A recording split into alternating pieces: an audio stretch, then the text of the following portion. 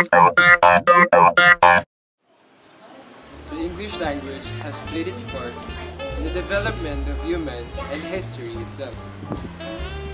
But over the years, this precious language has been depleted into a mere LOL when we're about to express our laughter, or into a D&D when we don't want to be disturbed.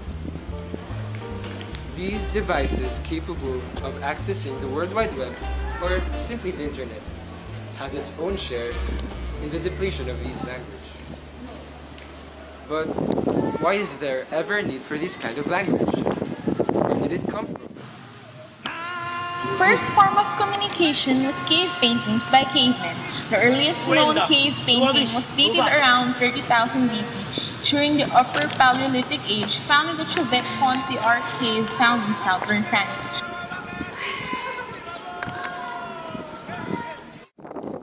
During the early modern language, old grammar which included words like thou, art, and thee. This was the time of one of the greatest literary writers, William Shakespeare. It was also around the age of early modern English where the first dictionary was printed and published. And make burn the long-lived phoenix in her blood.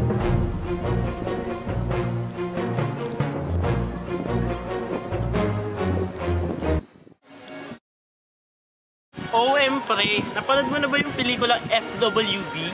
What the H is that, pre? FWB, Friends with Benefits. Ah! Pre, IKR. I was like OMG nung napanood ko yan. Napakaganda nun, pre. Ano mo ba? F na F ako na napanood ko yan. Kasama ko pa nga girlfriend mo si Candy. OMG. Kasama mo si Candy? Pre, una na ako ah. G2G, may gagawin pa ako eh. Okay, be right back. Then, modern man emerged, a man of abbreviations, a man of shortcuts, a man who is no longer concerned with how correct his grammar is and what comes out of his mouth. After all that history, how is modern communication affecting English now? Communication is essential to our everyday lives. And nowadays, we want to be updated on the latest happenings, talk to people in an instant, and basically, we just want to speed our medium of communication. That is where the internet and cellular phones come into play. In the modern age, we have this thing called instant messaging.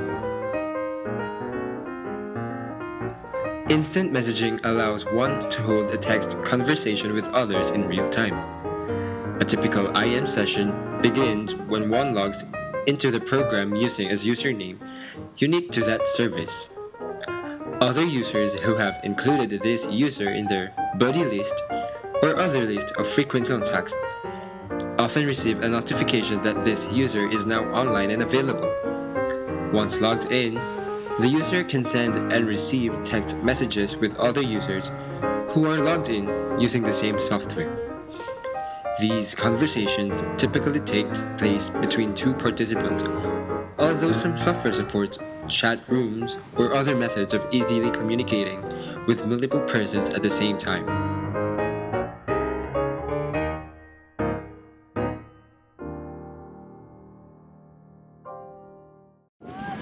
Netizens have introduced a new form of language.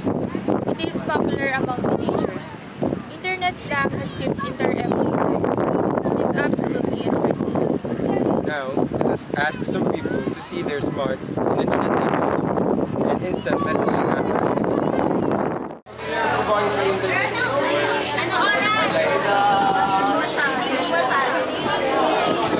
Magtatanong na po kami ng series, magka-flash na po kami ng marks. Tatanong na po namin kung alam niyo yung bawat. Ito po.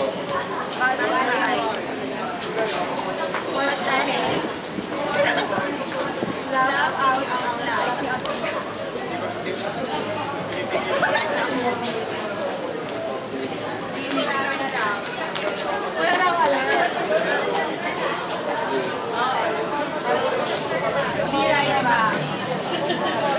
For your information, by the way, I know,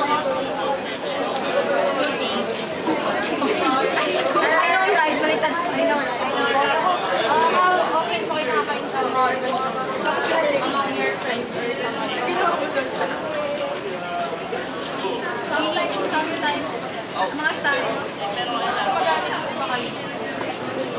personal na pag-usapan?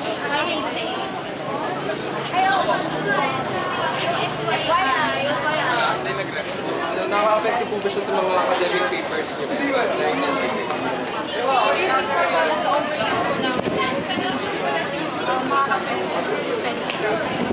Yes. Dapat po, Talk to you later. Laughing out loud. For your information. I know, right? Be right back. So, Kuya, how often po ay nakaka-encounter ng ganitong words among your friends or some other people? Sa mga iba kong friends, pero madalas ko lang po siya makita if I see comments on YouTube or sa social networking sites pag typings nila. Kayo po mismo, gumagamit po ba kayo? Yung iba po, pero most probably not. Kasi parang buo po ako lagi. Do you think pag na-overuse po ito ng teenagers, makaka-apekto po siya sa spelling and grammar abilities or okay lang po siya as freedom of expression? Agree naman po ako siya na as freedom of expression kasi nasa tao naman po yun eh. Kasi alam naman po kasi talaga niya eh. There's no doubt naman po yun na alam pa rin po niya yung spelling. As long as ganun pa rin naman. Salamat po. Salamat po. PRP. Be right back.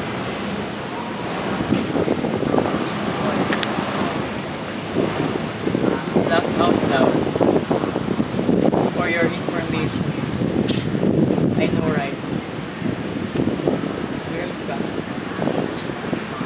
So, Kuya, how often po ay nakaka-encounter ng ganitong words among your friends or some other people?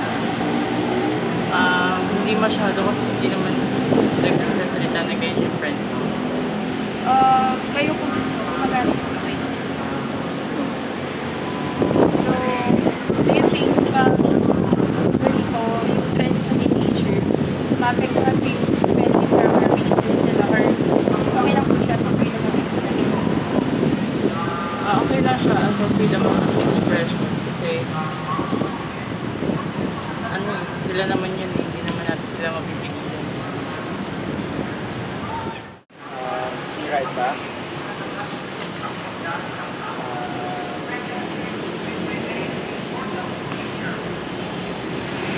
Laugh out loud. For your So, Kuya, how often po ay nakaka-encounter ng ganitong words among your friends or some other people? How often? Ano rin? Per day? Gaano kadalas? Sa isang araw? Sa isang oras? Kayo kailan? Sa isang araw, mga 10 times. Mga ganong category.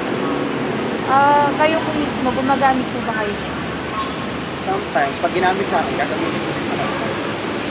So, do you think kapag na-overuse ng teenagers yan, maapektuhan po yung spelling and grammar abilities or okay lang po siya sa freedom of expression? Hindi, kasi may segment ng population na tinatawag. Meron kang paggagamitan yan, meron hindi. So pag nakatatanda, professor, nanay, tita, hindi. Pero pag yung tayo-tayo lang, walang problema. Thank you po. Countless Filipinos crawling and typing. In April 2007, Yahoo estimated that there were 14 million internet users in the Philippines. Almost half of 45% of total internet users were the youngest group, aged 12 to 19.